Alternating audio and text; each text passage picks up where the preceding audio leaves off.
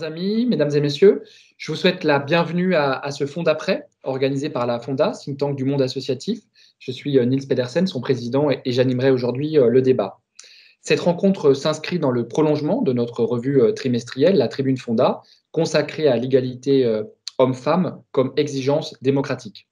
C'est sans doute l'une des premières fois que nous nous penchons sur ce sujet à part entière, sans doute que pour nos adhérents, nos administrateurs et toutes celles et tous ceux qui suivent nos travaux, l'égalité entre les femmes et les hommes est une évidence. Et pourtant, nous savons que cela reste un combat de tous les jours. La célébration du 8 mars, lors de la Journée internationale du droit des femmes, démontre que si nous devons célébrer ces droits lors d'une seule journée, c'est bien parce qu'ils sont malmenés le reste de l'année. Dans un pays qui compte plus de 51% de femmes dans sa population et où celles-ci représentent 52,3% du corps électoral, c'est surprenant. Il est bon de se souvenir qu'en France, pays des Lumières et berceau de la Déclaration des droits de l'homme et des citoyens, les femmes n'ont eu le droit de vote qu'en 1944, soit depuis 76 petites années. Il faut également faire le constat que les femmes restent sous-représentées en politique. Elles représentaient 38,7% des députés en 2017 et que de nombreuses institutions restent marquées par leur exclusion de manière volontaire ou inconsciente. Peut-on réellement réserver un strapontin à la moitié de notre pays et même à la moitié de l'humanité? Car hélas, le droit des femmes reste encore fragile, voire bafoué partout dans le monde. Exiger une place en démocratie pour les femmes, n'est-ce pas le rocher de Sisyphe du féminisme? Nous en débattrons avec nos deux intervenantes, Céline Masse, présidente d'ONU Femmes France, et Marion Duquesne, chargée des relations internationales du Fonds pour les femmes en Méditerranée. Je les remercie pour leur présence à nos côtés et je rappelle qu'elles ont également contribué à la Tribune Fonda publiée ce mois-ci. Cette année 2021 sera sans doute une année particulière pour le droit des femmes, puisque cette année est censée marquer l'accélération de la mise en œuvre des engagements mondiaux en faveur de l'égalité entre les femmes et les hommes. Nous célébrons en effet le 25e anniversaire de l'adoption de la Déclaration et du programme d'action de Pékin. Ce programme définit la manière de supprimer les obstacles systémiques qui empêchent les femmes de participer de manière égale à tous les domaines de la vie. Le forum Génération Égalité, organisé par ONU Femmes, et qui se tiendra à Mexico et à Paris fin juin, début juillet, viendra dresser un bilan d'une politique mondiale en faveur de l'égalité des droits et proposera sans aucun doute un nouveau plan d'action. Cette ambition mondiale s'intègre bien évidemment dans l'agenda 2030 que nous ne présentons plus à la Fonda. Un objectif de développement durable, le numéro 5, est bien évidemment consacré à l'égalité des sexes et à l'autonomisation de toutes les femmes et toutes les filles. Je cite cet ODD, « L'égalité des sexes n'est pas seulement un droit fondamental à la personne, elle est aussi un fondement nécessaire pour l'instauration d'un monde pacifique, prospère et durable. » Cet agenda 2030 est également une invitation adressée à la société civile pour se mobiliser pleinement. Et c'est ce que nous verrons de manière concrète avec le Fonds pour les femmes en Méditerranée. Cette association se bat pour défendre évidemment l'émancipation des femmes, mais aussi la vitalité démocratique dont sont pleinement actrices les femmes. Sans plus attendre, je vous invite à réagir à 3 affirmations choc pour lancer ce Fonds d'après.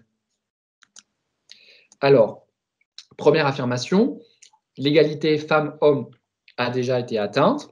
Donc c'est à ce moment que vous pouvez liker cette proposition avec votre souris donc, en haut. Donc allez-y, vous pouvez réagir.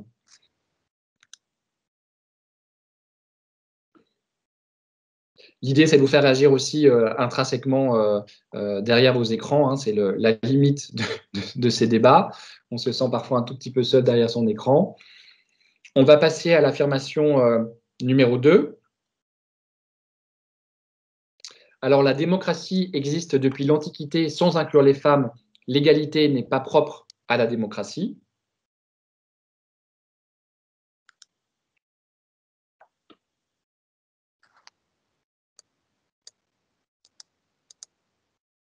Et troisième affirmation choc, la lutte pour l'égalité est menée par et pour les privilégiés.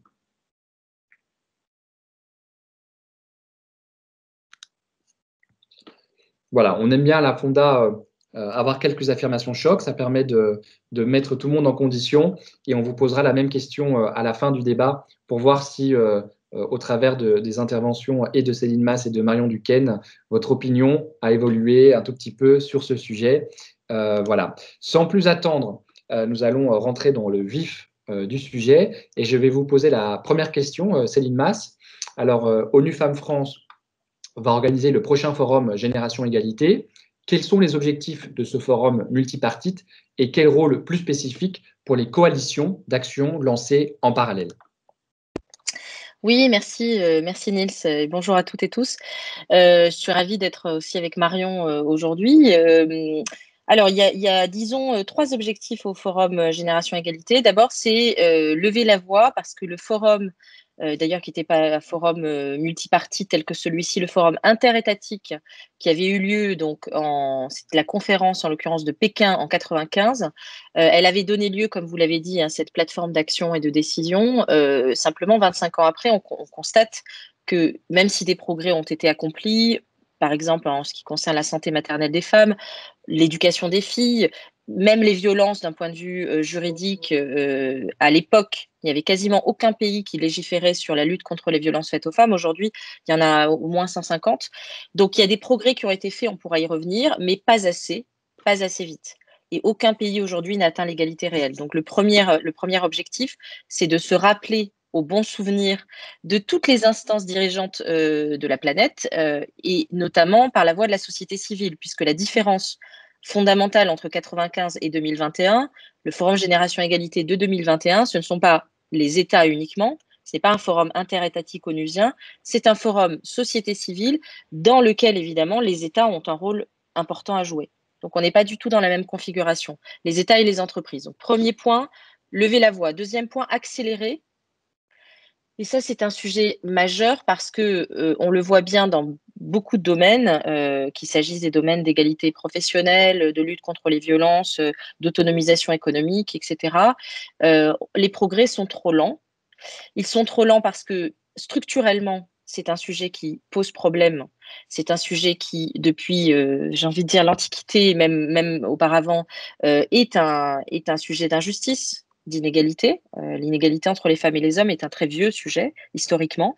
Et puis, par ailleurs, il y a des obscurantismes et des retours de bâton, ce qu'on appelle les backlash en sociologie aux États-Unis. C'est-à-dire qu'à partir du moment où vous allez vous engager pour le progrès, vous aurez en face de vous des réfractaires, des opposants de plus en plus vifs qui vont essayer évidemment de vous faire perdre du terrain. Donc aujourd'hui, on a besoin de rester extrêmement fort, bien ancré dans le sol, rivé vers nos objectifs et d'accélérer. Et j'en viens aux coalitions d'action pour terminer. Ces coalitions d'action, en fait, moi, je les décris souvent, c'est une expression très personnelle, hein, mais comme des capsules en fait, d'accélération, c'est-à-dire que l'on va réunir des membres de la société civile qui sont très engagés, des entreprises et des États. Et autour de 6 sujets clés pour les droits des femmes, on va essayer d'atteindre des objectifs encore plus vite que les ODD 2030 et donc d'avoir des moyens très ciblés pour atteindre ces objectifs. Et ça, c'est de ce point de vue-là, la configuration des coalitions, elle est intéressante parce que aujourd'hui, on le constate, on ne fait des progrès substantiels que dans le multilatéralisme. On ne peut pas travailler État d'un côté, organisation internationale de l'autre, entreprise de l'autre, société civile. Quand on fait des progrès substantiels, c'est qu'à un moment donné, il y a des coalitions, on n'est pas d'accord sur tout, il peut y avoir des débats, mais on est d'accord sur l'essentiel et on met les moyens sur l'essentiel. Et c'est ça, je pense, la grande vertu des coalitions d'action. C'est vrai que nous, on parle aussi beaucoup à la Fonda de stratégie d'impact collectif ou de communauté d'action. On aura l'occasion d'en reparler, effectivement, et aussi un mode de fonctionnement et qui interroge, puisque vous parlez de multilatéralisme, mais aussi une société de plus en plus horizontale. Vous avez dit les deux choses, puisqu'à la fois, on ne peut pas fonctionner sans les États et on ne peut pas fonctionner non plus sans la société civile, ce qui fait une bonne transition pour Marion Duquesne. Pardon. Donc Marion, peut-être pour commencer, est-ce que vous pouvez nous présenter l'action du Fonds pour les femmes en Méditerranée? Absolument, et merci de l'invitation. Donc, le Fonds pour les femmes en Méditerranée, comme son nom l'indique, est un fonds féministe qui soutient donc, des associations de femmes partout dans les pays du pourtour méditerranéen. Et il les soutient de manière holistique, c'est-à-dire essentiellement financièrement, à travers de subventions qui soient faciles d'accès, qui soient flexibles, et que vraiment ces petites associations qui n'ont pas beaucoup de moyens puissent y accéder facilement. On soutient aussi en faisant du renforcement de capacité tant au niveau individuel des jeunes militantes qu'au niveau organisationnel pour apprendre aux associations à travailler ensemble, parce que c'est pas toujours évident, même quand on défend une même cause, de savoir travailler ensemble. Et donc, on les forme à l'intelligence collective et on crée des espaces de réflexion. Et on fait également du plaidoyer de plus en plus pour qu'il y ait davantage de financements disponibles pour les organisations féministes et surtout des financements qui soient relativement flexibles et faciles d'accès. Et on fait donc partie de la coalition Génération Féministe, qui est une coalition d'associations et d'ONG dédiées, enfin, qui travaillent sur les droits des femmes, qui s'est créée dans le cadre du Forum Génération Égalité et qui travaille beaucoup avec ONU Femmes et le gouvernement. Et donc l'idée, c'est de faire une force de la société civile qui pousse les États à prendre des décisions claires et qu'ensuite qu'ils soient appliquées. On sait que dans toutes ces conventions internationales, il peut y avoir eu des déceptions, mais il y a aussi des victoires.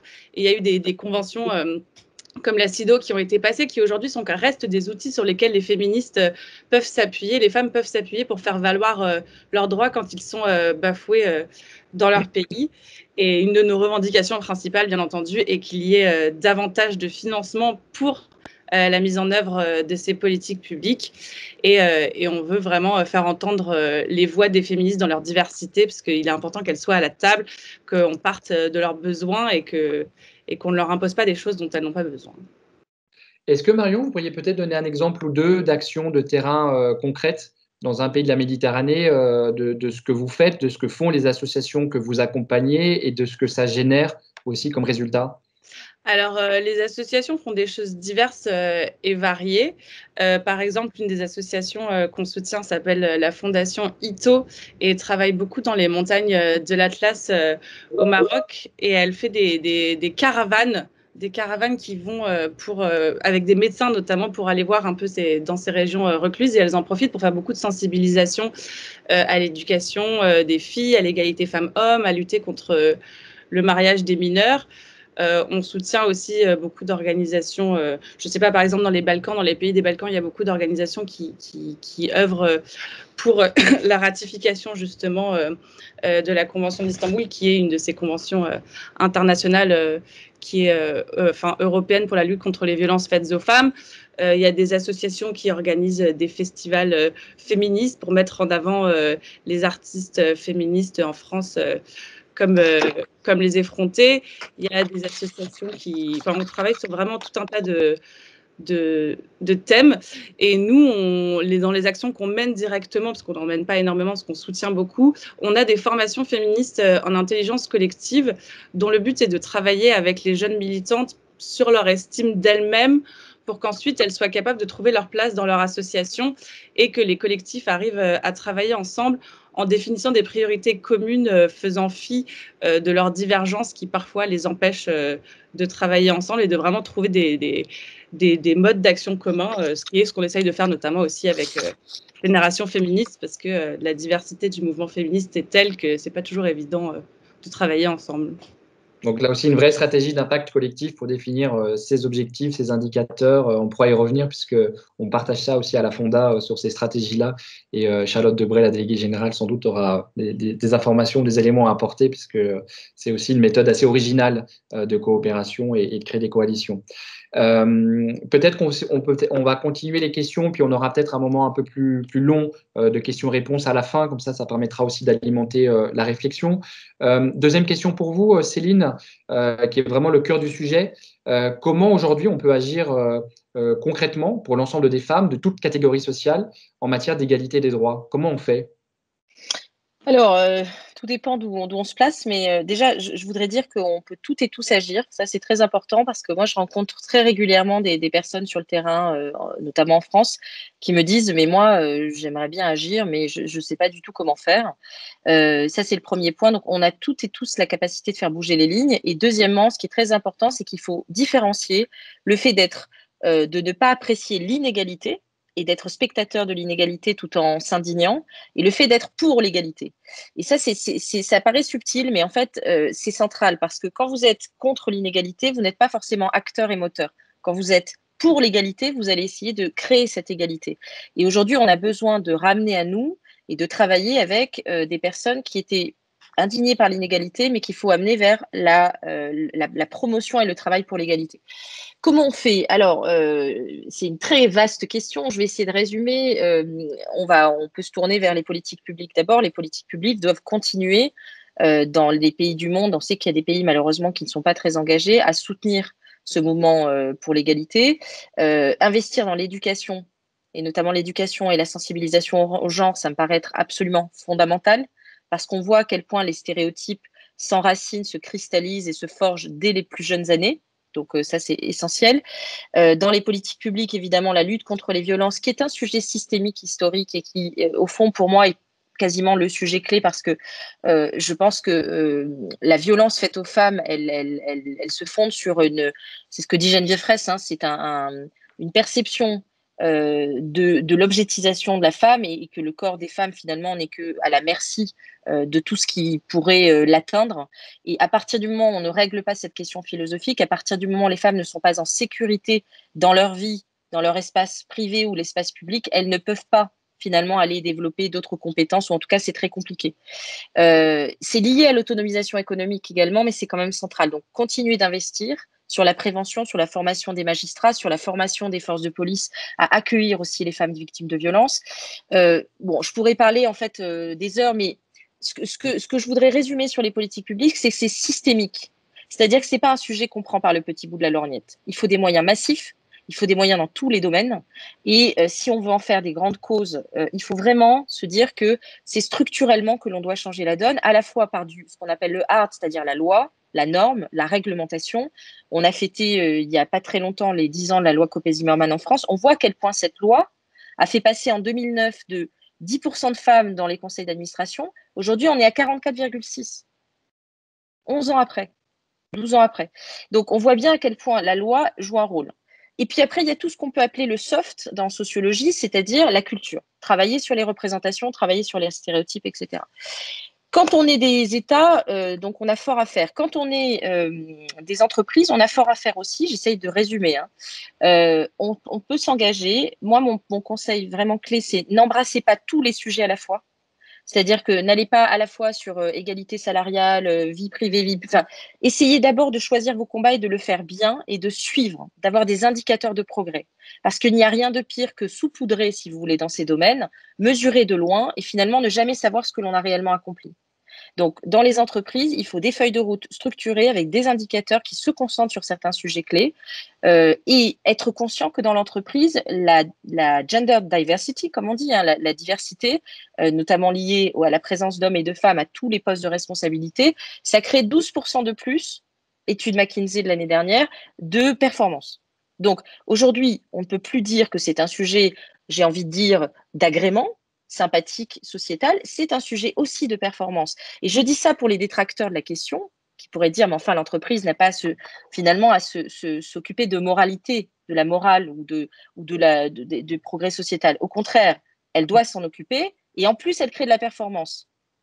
Et la crise du Covid nous offre, de ce point de vue-là, je pense, une opportunité, même si c'est une crise extrêmement difficile pour les femmes qui les frappent durement, une opportunité très forte de relancer les choses et de basculer. On reviendra sur la crise du Covid après. Peut-être un mot aussi, mais quel est le rôle d'ONU Femmes exactement, ONU Femmes et ONU Femmes France, puisqu'on n'en a pas encore parlé. Quel est votre rôle de l'organisation en tant que telle dedans? Parce que vous avez parlé des politiques publiques, vous avez parlé des entreprises. ONU Femmes France, voilà, qu'est-ce que c'est? Eh bien, vous m'offrez la transition parfaite parce que je voulais aussi parler de la société civile, c'est-à-dire les citoyens et citoyennes. C'était le troisième point. Et ONU Femmes France, en fait, travaille avec la société civile puisqu'on travaille avec beaucoup de bénévoles. Citoyens, citoyennes, on a tous le pouvoir de ne pas laisser passer les inégalités dans son cercle, j'ai envie de dire, quotidien. Et en fait, pour moi, ça commence par là. Il y a d'ailleurs d'abord la question de la sensibilisation à ce sujet, par des lectures, par des rencontres, par s'intéresser à des associations à côté de chez soi et pouvoir donner même un tout petit peu de temps. Et puis après, il y a la question d'être extrêmement inflexible, j'ai envie de dire, sur le fait de ne pas supporter, ne pas tolérer que des inégalités, des humiliations aient lieu autour de soi. Voilà, ça c'est important. Et donc nous, ONU Femmes France, en fait, on travaille avec les 3 acteurs, pour terminer, que je vous ai cités. D'abord, on fait de la levée de fonds auprès d'entreprises pour des programmes dans une centaine de pays pour les femmes et les filles. Cette levée de fonds nous permet d'avoir des partenariats et de travailler à la transformation des entreprises, à la conduite du changement en interne. On est très souvent consulté sur les politiques salariales, les politiques de gestion des seniors, etc., etc. Premier point. Deuxième point, on est très souvent consulté aussi par le gouvernement ou à minima l'Assemblée nationale sur des sujets de législation interne nationale pour lesquels on va apporter notre regard international, puisque ça, c'est vraiment notre marque de fabrique. Et puis, avec la société civile, j'ai envie de dire, c'est notre partenaire naturel, puisqu'on est constitué de 75% de bénévoles et qu'on a envie, vraiment très envie, de grandir encore et d'amener à nous de plus en plus de bonne volonté et d'énergie. Ok, bah, ça fait là aussi une belle transition avec Marion, puisque l'avantage du fonds, Marion, c'est que vous avez une vision assez large sur un certain nombre de pays dans lesquels vous avez des actions. Est-ce que vous observez, vous, des points communs ou des spécificités concernant tant les objets de lutte que les modes d'action? Excusez-moi d'avance si je tousse, j'ai une allergie. Oui, alors bien entendu qu'il y a des fonds communs. Je veux dire, la violence qu'on a commencé à aborder est quand même quelque chose que toutes les femmes du monde, quelles qu'elles soient, peu importe la classe, l'origine sociale, connaissent. Après, il y a beaucoup de spécificités, par exemple au niveau de la loi, en fonction de l'avancée des pays. Nous, en France, on a techniquement atteint l'égalité en droit, et donc peut-être qu'on peut se concentrer sur des questions plus poussées comme les questions éducatives. Il y a d'autres pays de la Méditerranée où c'est pas du tout le cas, et où les femmes donc se battent beaucoup pour leurs droits et pour défendre les droits. Donc que ce soit celles qui doivent se battre constamment pour défendre le droit à l'avortement, que ce soit dans les pays du Maghreb où par exemple la question de l'héritage se pose beaucoup et est un vrai enjeu pour les féministes. Donc effectivement, il y a tout un tas de spécificités liées au contexte, mais il y a aussi des socles communs. Je l'ai cité par exemple, la violence, le manque d'estime de soi.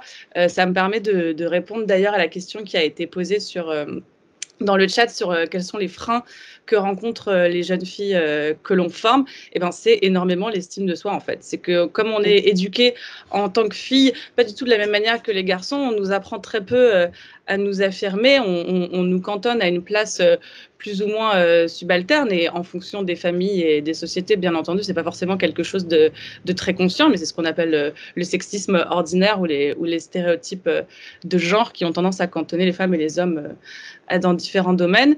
Et on se rend compte en fait que toutes les jeunes filles souffrent de ce même genre de questions.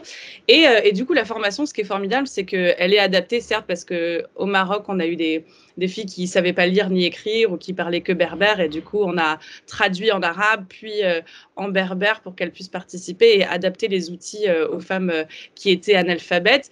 Mais en fait, ça a le même impact incroyable sur les jeunes femmes, où qu'elles soient, à savoir que ça leur donne des ailes. Et en fait, c'est travailler sur soi, certes, mais replacer dans un contexte de sexisme et de patriarcat et analyser justement l'impact que la société a eu sur nous et comment, en luttant contre le patriarcat et le sexisme, on peut se sortir de ça. Et il y a des jeunes femmes, que ce soit dans l'Atlas ou en France, ou on l'a fait aussi en Algérie, au Maroc et en Tunisie, ont créé des associations avec des méthodes justement d'intelligence collective pour travailler mieux ensemble. Et qui se battent chacune en fonction des spécificités locales. Justement, en Tunisie, il y a un réseau qui s'est créé de jeunes femmes qui travaillent pour la santé sexuelle et les droits reproductifs. Voilà, donc dans le Maroc, il y a beaucoup de travail sur justement les jeunes filles dans l'Atlas, l'éducation des filles et tout ça. Donc, ça dépend aussi des contextes. Ok. Céline, vous avez commencé à aborder la question de la Covid dans vos propos. En quoi la crise de la Covid a-t-elle ou va-t-elle avoir une incidence sur le droit des femmes? Ouh là là, c'est une incidence très forte, effectivement. Alors, on n'a pas toutes les données encore, on n'a pas le recul de toutes les données, mais on a eu explosion des violences, ça on le sait, hein, jusqu'à plus de 30% d'appels aux services sociaux dans certains pays, y compris en France. On a 470 millions de femmes qui sont dans l'économie dite informelle. Or, cette économie-là, elle a quasiment disparu, donc les revenus ne sont pas arrivés. Donc, une paupérisation, une chute dans l'extrême pauvreté pour, je crois, 100 millions de personnes, femmes et hommes, mais avec une proportion de femmes beaucoup plus grande. Et on va s'en apercevoir dans les mois à venir. On n'a pas eu beaucoup de femmes à la table des négociations en tant que leaders internationales ou internationaux. Donc, ça, c'est un vrai sujet dans la représentation. Aujourd'hui, on parle aussi de démocratie. Comment est-ce qu'on peut rêver au monde de demain? Comment est-ce qu'on peut le concevoir, le fabriquer en harmonie avec l'ensemble des constituantes de la société si les femmes ne sont jamais à la table des négociations à un niveau décisionnel, ou très rarement?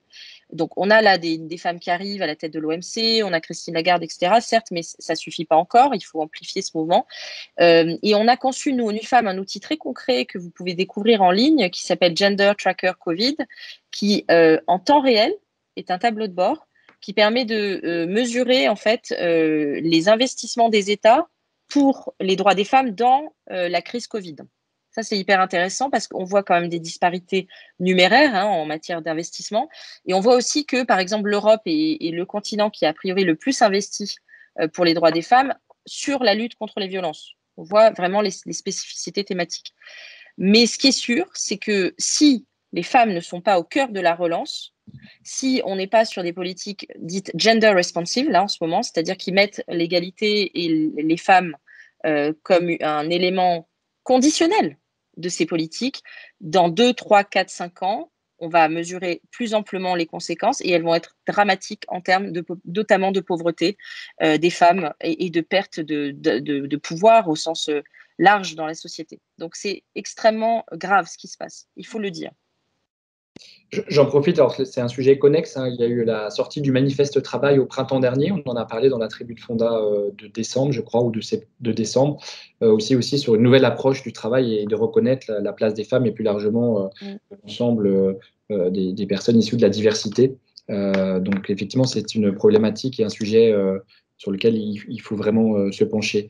Marion, au-delà de, si vous avez repris votre voix, pardon, il y a quelques petits problèmes aussi techniques. Au-delà de la crise du Covid, évidemment, vous pouvez intervenir sur cette question-là, mais on voulait aussi vous interroger sur la question du numérique. C'est un sujet sur lequel la Fonda aussi, on est assez impliqué, comment le numérique permet de créer des liens entre acteurs, entre associations. Comment le numérique a eu un effet sur vos modes d'action et avec vos bénéficiaires? Eh ben, c'est une question qui est d'autant plus liée à la question du Covid. Donc, pendant le premier confinement, en fait, on a appelé plus d'une centaine de nos partenaires pour savoir comment elles allaient, quels étaient leurs besoins.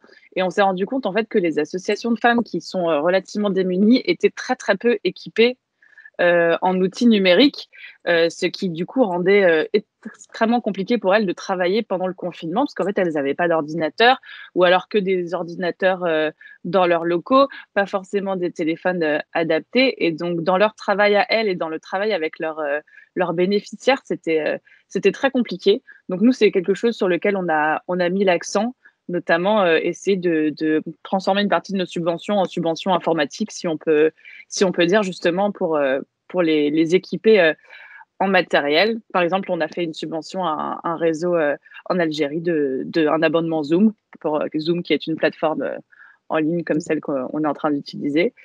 Mais et donc c'est un peu fatigant, ça je vous le cache pas, de faire tout en numérique. Mais nous, on s'est rendu compte, par exemple, on travaille avec plusieurs associations de banlieues parisiennes et de quartiers populaires, et on s'est rendu compte en fait que d'organiser des réunions en ligne leur permettait une plus grande disponibilité que si on avait organisé les réunions à Paris et qu'il avait fallu qu'elles se déplacent chacune de leurs différentes banlieues pour venir. Et donc, on a été capable de les réunir beaucoup plus régulièrement.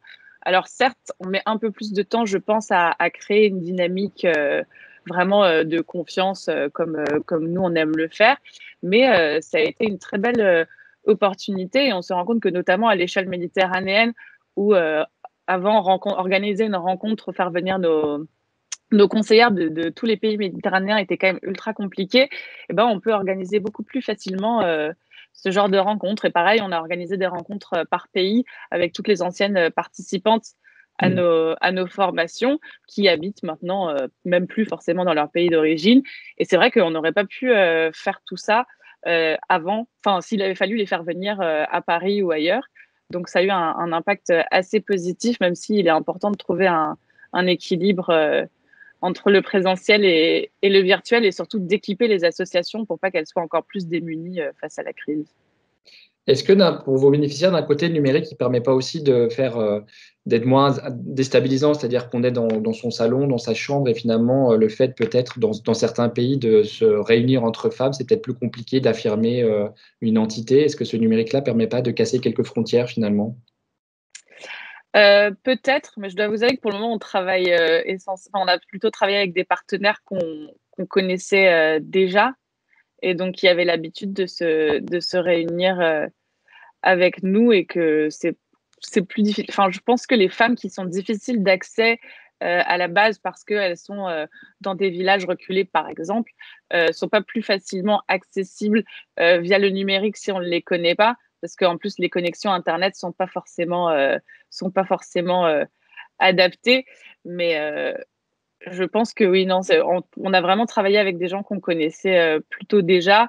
Donc, il n'y avait pas trop cette difficulté initiale à se retrouver. Mais j'imagine que ça peut avoir une forme de libération. Après, il y a aussi tout un effet pervers. On n'était pas forcément censé parler de ça, mais du harcèlement en ligne, et le fait d'avoir une présence en ligne peut rendre les femmes aussi beaucoup plus vulnérables. Et il y a une véritable violence avec tout ce qui est le cyber harcèlement. Donc, c'est un équilibre à trouver. Parce qu'une des questions qui vous a été posée justement, quels sont les freins, alors vraiment pour vos bénéficiaires, donc quels sont les freins que vous observez chez les jeunes femmes participant aux ateliers en intelligence collective? Donc, et ça, c'est aussi une question que je vais poser à Céline. Vous avez toutes les deux parlé de l'intelligence collective, de pratique collective, mais voilà, quels sont ces freins que vous, Marion, vous pouvez observer? Comme j'ai dit tout à l'heure, chez les individus, les militantes elles-mêmes qui font la formation, c'est beaucoup un manque d'estime de soi. Et du coup, elles voient pas le potentiel qu'elles ont, ce qu'elles sont capables d'accomplir.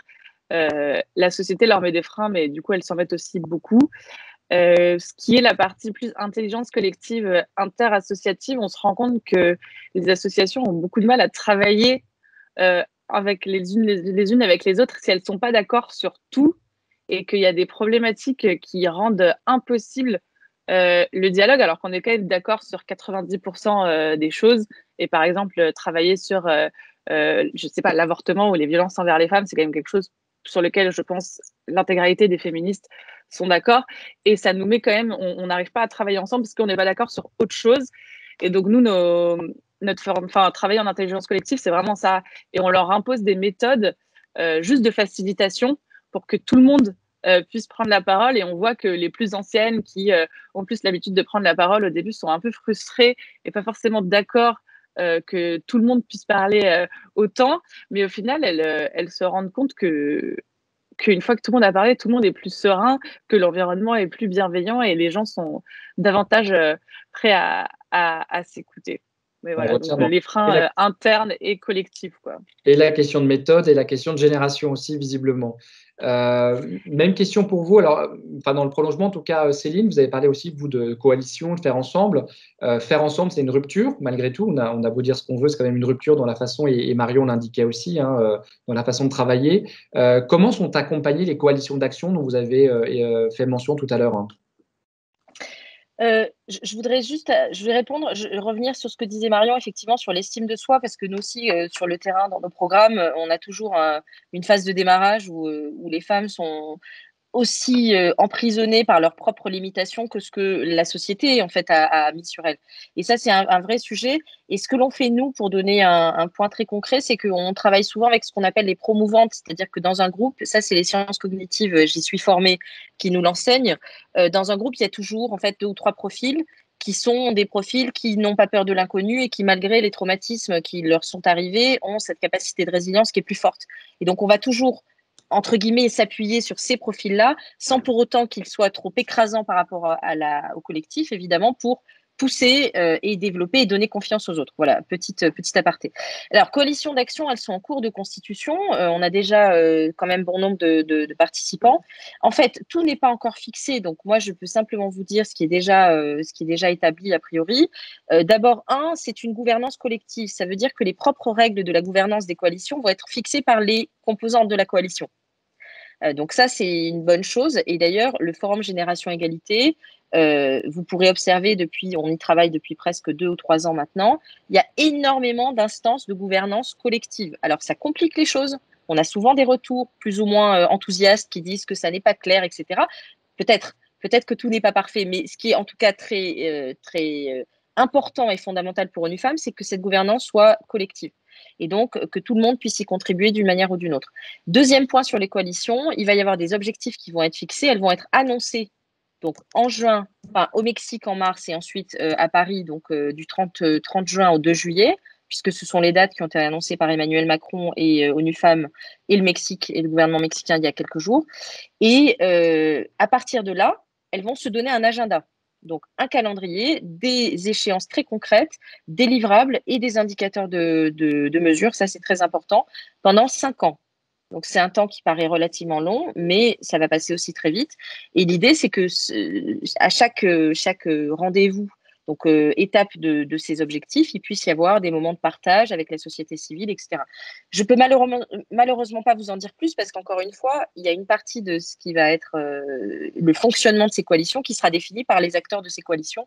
Et ONU Femmes, en tout cas, jouera un rôle, c'est sûr, en ce qui concerne l'administration au sens noble, c'est-à-dire faire avancer, synthétiser et s'assurer que ça soit le plus fluide possible pendant ces 5 années. Elles ont déjà été annoncées, les coalitions, ou c'est en cours? Oui, tout à fait. Il y a un site internet, je mettrai ensuite le lien dans le chat, qui détaille très précisément donc l'état des lieux. Et donc, vous avez pour chaque coalition d'action les États champions, les entreprises engagées et les acteurs de la société civile qui sont dedans. En revanche, là, en ce moment, s'ouvre le membership, c'est-à-dire qu'au-delà des acteurs déjà annoncés, vous pouvez vous déclarer comme étant membre d'une coalition d'action. C'est en train d'être ouvert actuellement et sur la base de ce que vous avez réalisé en tant qu'association, en tant qu'acteur de la société civile. Donc ça, c'est vraiment en cours. Si ça vous intéresse, c'est le moment. Je vous mettrai les liens. Ok, merci. J'en profite, j'ai une autre question pour vous, Céline, cette fois sur la question des quotas. Je reprends la question telle qu'elle est formulée. Si les quotas ont prouvé leur efficacité, ils rencontrent également de fortes résistances car perçus en opposition à une prétendue méritocratie. Comment limiter ce type de remise en cause qui reviennent régulièrement? Oui, alors c'est une très bonne question. On l'a vu encore cette semaine avec des remises en cause des quotas. En fait, je pense qu'il faut être très pragmatique. Il faut parler des chiffres, tout simplement. Encore une fois, en 2009, 10% de femmes dans les conseils d'administration. Loi Copé-Zimmermann, quelques années après, 2021, 44,6. Voilà. C'est très net. Aujourd'hui, on a 17% de femmes en France dans les comités de direction parce qu'il n'y a pas de loi qui a légiféré sur ce point. Il semblerait qu'on s'en approche. Donc, la réalité, c'est celle-ci. Nous sommes tous pour la méritocratie. Moi-même, je suis extrêmement sensible à cet élément. Je suis moi-même vraiment un pur produit enfant de la méritocratie française. Pour autant, sans les quotas, on peut attendre encore 100 ou 200 ans. Donc, on ne peut pas se le permettre. On ne peut pas se le permettre pour des raisons de justice, tout simplement. Et on ne peut pas se le permettre, comme je vous le disais, pour des raisons de croissance. Les ODD ne seront atteints véritablement que si il y a une égalité. L'égalité, elle produit de la croissance. Un seul exemple que j'aime beaucoup parce que j'ai beaucoup étudié ce cas, en Afrique de l'Ouest, on sait que si on partage les terres de manière beaucoup plus égalitaire entre les femmes et les hommes, parce que le foncier appartient aux hommes et ce sont les femmes qui cultivent en majorité, eh bien, on pourrait lutter contre la famine. Ce sont des chiffres très officiels de l'OMS. Il y a eu des études très précises là-dessus et le PNUD, de manière spectaculaire. C'est un seul exemple. Et sur tous les sujets des ODD, sur tous, vous avez des études très sérieuses qui démontrent que l'égalité, elle crée de la croissance et un monde durable. C'est ce dont on rêve, donc il faut le faire. Merci de donner une incarnation très concrète, effectivement, des ODD. Ça, c'est aussi notre rôle à la Fonda, hein, c'est d'incarner le rôle de la société civile dans leur mise en œuvre. Et effectivement, on a besoin d'exemples concrets pour dire que ça marche et qu'on atteint nos objectifs, sachant qu'on a à peine 10 ans maintenant pour les mettre en œuvre. Une question pour vous deux, alors, qui est peut-être plus difficile, qui concerne la violence faite aux filles et aux femmes. Vous l'avez évoqué toutes les deux, hein, la question des non-dénonciations et de l'omerta. Et donc la question, est-ce qu'il ne faudrait pas sanctionner sérieusement le délit de non-dénonciation de ces violences faites aux femmes? Peut-être Marion, question compliquée, mais…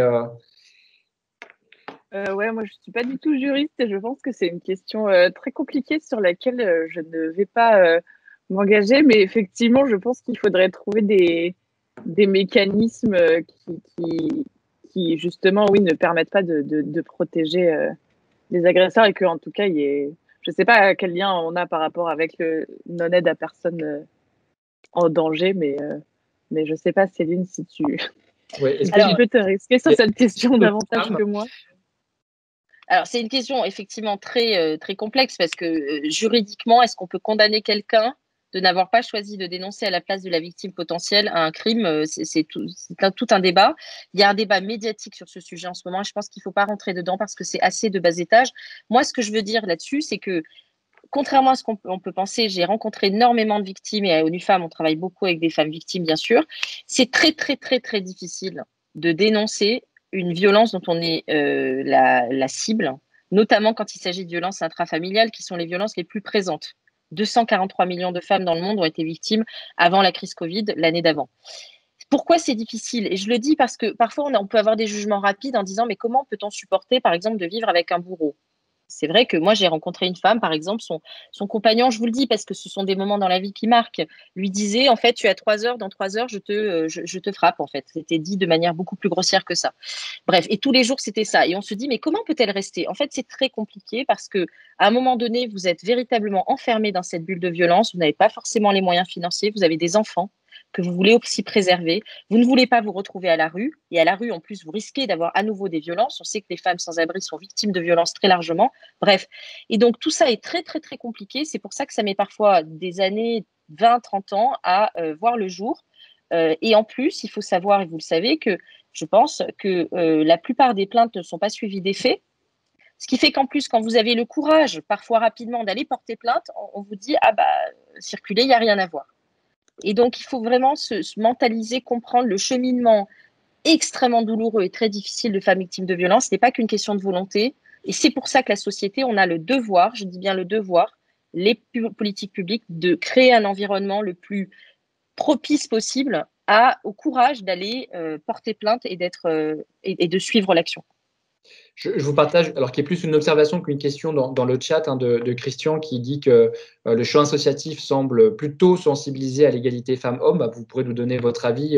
Est-ce que vous partagez cette approche? Mais il recèle des résistances et il pense en particulier aux clubs sportifs, effectivement, où on l'a vu récemment dans certaines fédérations où je dirais le respect globalement aux femmes est quand même quelque chose d'assez relatif. C'est plus une observation qui n'apporte pas forcément, mais sauf si vous voulez réagir. Mais effectivement, je crois qu'il y a des leviers de résistance. Je dis ça parce que, alors c'est l'étude de Focus 2030 et Women Deliver, moi qui m'a surprise, enfin, pas l'étude, mais le résultat, puisque je l'ai repris dans l'édito du numéro, 80% des personnes interrogées dans 17 pays, alors évidemment, ce n'est pas global, estiment que finalement, le sujet de l'égalité des sexes serait enfin devenu très important. Alors, ce n'est pas parce qu'il est devenu très important qu'il est mis en œuvre de manière très importante. À la fois, moi, je trouve ça formidable parce que ça veut bien dire que hommes et femmes confondus, alors plutôt les hommes, parce que quoique certaines femmes sont peut-être moins convaincues aussi du sujet, vous l'avez dit, mais en tout cas que ce sujet devient important. Moi, j'aurais envie d'entendre un peu votre réaction, puisque c'est aussi l'enjeu du forum égalité dont vous avez évoqué, de cette place finalement de l'égalité. Et Céline, vous avez parlé de morale, mais moi je parlerais plutôt de valeur et que finalement le curseur de valeur est en train de changer. Je pense que peut-être valeur est moins c'est pas moins fort, mais la morale évidemment englobe beaucoup plus. Mais comment vous réagissez vous à cette étude sur ces 80% d'hommes et de femmes qui trouvent que c'est important? Marion, je veux pas te, j'y vais puis En fait, vous avez dit quelque chose d'important, Nils, c'est qu'on a un effet un peu trompe-l'œil parce qu'on a l'impression que le sujet parfois est réglé. Et notamment, c'est vrai que MeToo a vraiment créé un bruit de fond sociétal sur ce sujet. Et en même temps, quand on regarde les chiffres et les données, on s'affole parce qu'on voit qu'on est très loin du but.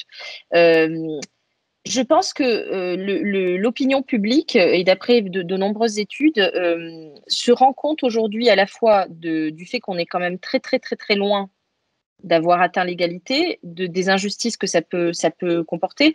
Le sujet des violences et le sujet aussi de l'inceste en France, notamment, ça a mis sur le devant de la scène, si j'ose dire, ça a fait réaliser à quel point, même en 2021, dans une société moderne, riche, on était face à ces sujets, à ces problèmes, et les filles en sont quand même beaucoup victimes.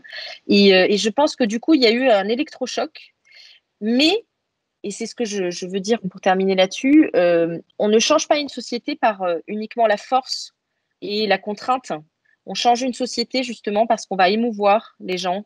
Ils vont rentrer dans des histoires de vie, ils vont comprendre que dans des histoires de vie se jouent des choses essentielles de notre humanité. Et donc, on change une société par la liberté qui est laissée aux unes et aux autres, et aux uns et aux autres, de choisir leur camp, si j'ose dire, en tout cas de choisir leurs valeurs, pour le dire comme vous. C'est vrai que la morale, c'est un terme un peu plus philosophique, voire juridique. Les valeurs, c'est un terme plus sociétal, plus sociologique. Et donc, ce que je veux dire par là, c'est que notre cause, elle doit se nourrir de beaucoup de force et de détermination, mais elle doit aussi se nourrir de beaucoup de bienveillance et de compréhension, notamment, par exemple, vis-à-vis de gens qui auraient des biens inconscients. Moi, j'ai souvent des discussions voilà, dans ma vie quotidienne avec des hommes qui me disent que c'est complètement fou. Ils sont très bienveillants, c'est des gens par ailleurs adorables, mais c'est complètement fou de continuer à s'occuper de ça parce qu'en France, les femmes sont libres, etc.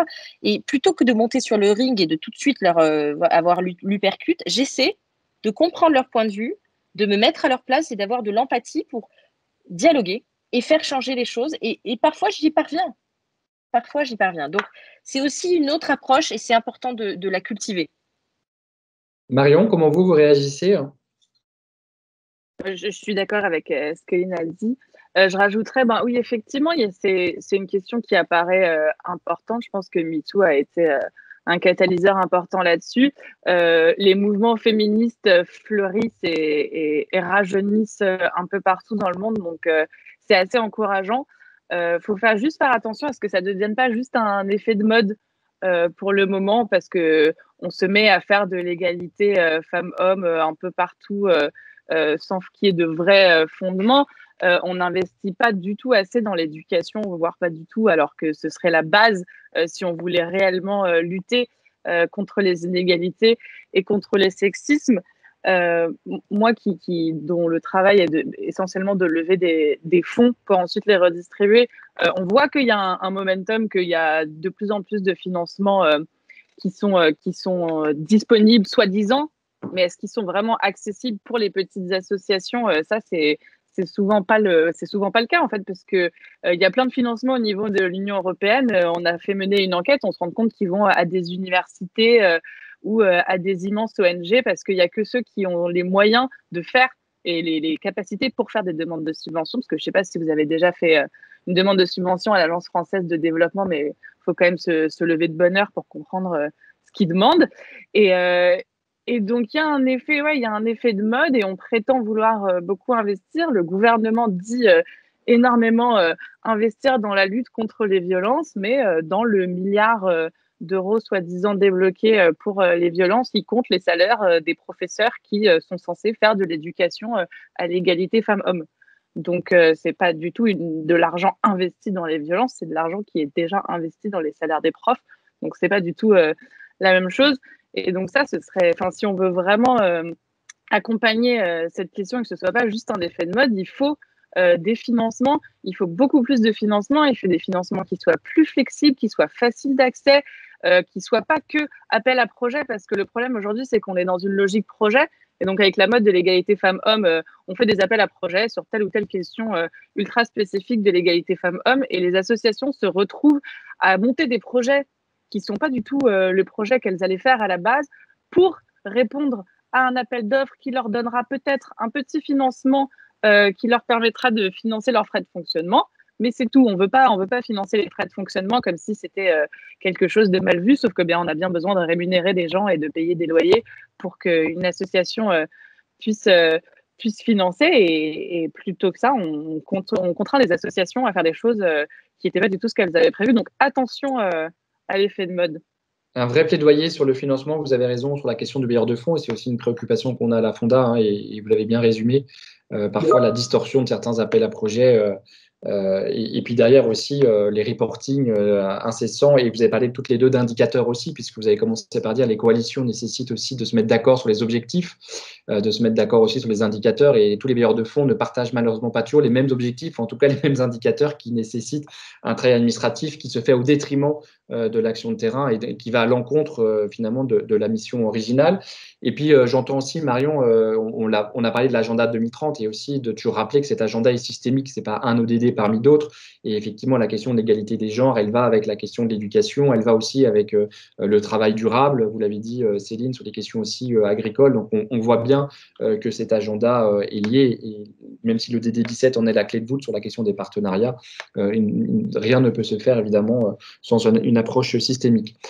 Comme on approche vers la fin, et que tout le monde pour le coup aussi a faim, moi j'aimerais bien peut-être entendre pas une note d'espoir, mais est-ce que vous êtes un peu optimistes l'une et l'autre au-delà du forum Génération Égalité, parce qu'évidemment c'est un moment aussi, je dirais, pas de fête, parce que je ne crois pas qu'on puisse fêter sur la question de l'égalité des droits, mais c'est un moment où on se retrouve et on est content de se retrouver, surtout après presque plus d'un an et demi de pandémie. Mais est-ce que vous avez un peu une vision optimiste de l'avenir au-delà du forum Génération? Alors peut-être Marion?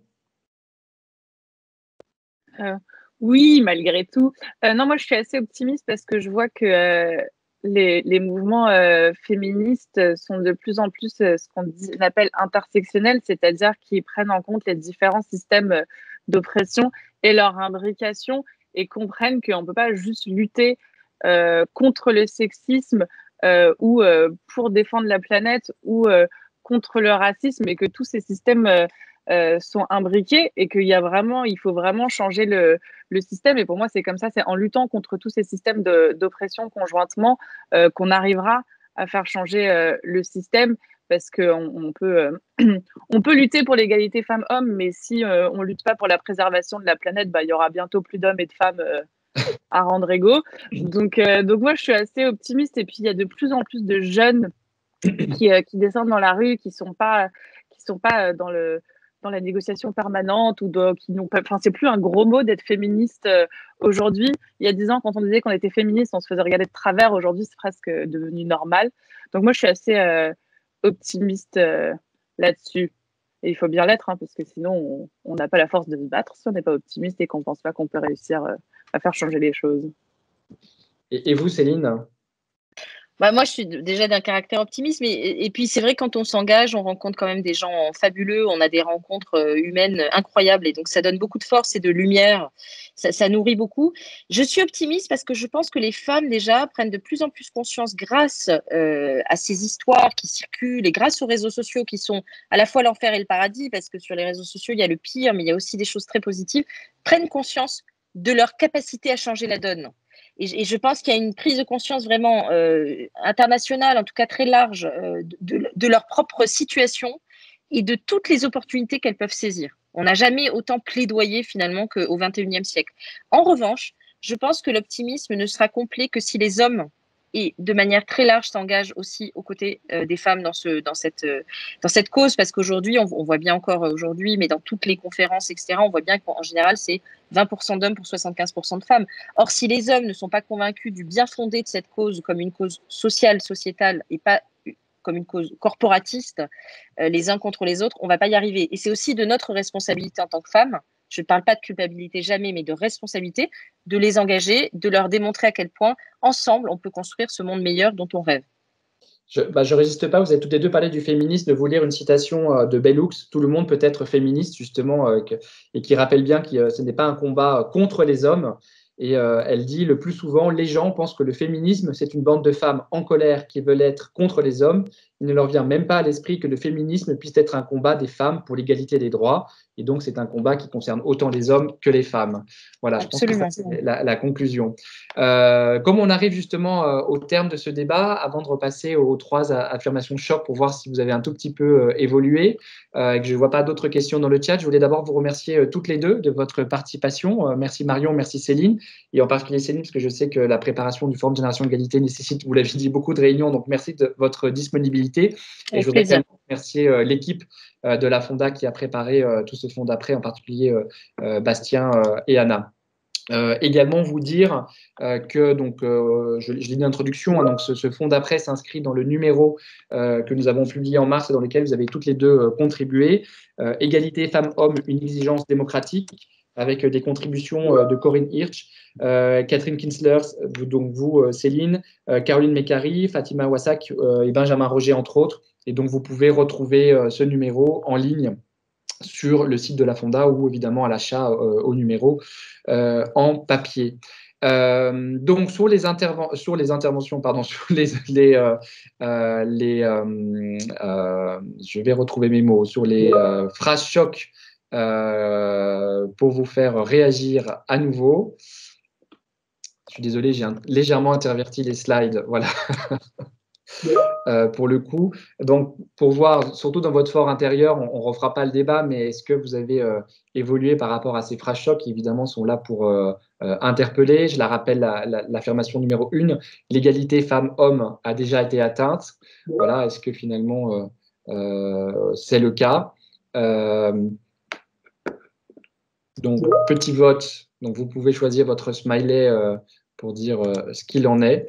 On ne voit pas malheureusement la somme des smileys qui s'affichent en régie. Affirmation numéro 2. Donc, la démocratie existe depuis l'Antiquité sans inclure les femmes. L'égalité n'est donc pas propre à la démocratie.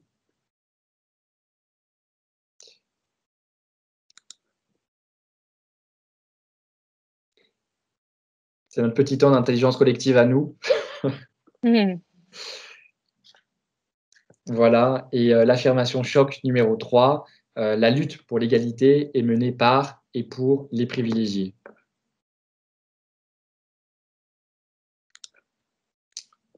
Voilà ces trois affirmations. Je vois l'écran qui bruisse de petits smileys en bas. Voilà, donc c'est donc venu le temps. On a respecté l'horaire. Merci à vous. Donc je vous remercie une nouvelle fois, Marion et Céline, de votre disponibilité. Et donc l'enregistrement devrait être disponible par la suite en ligne sur le site de la Fonda, ou en tout cas à la demande. Voilà, merci aussi aux participants. Merci pour vos questions. Merci pour votre fidélité à la Fonda. Et on vous dit à très bientôt pour un nouveau Fond d'après. Voilà, bonne journée. Merci beaucoup. Bonne journée, bon appétit. Bonne journée. Merci beaucoup.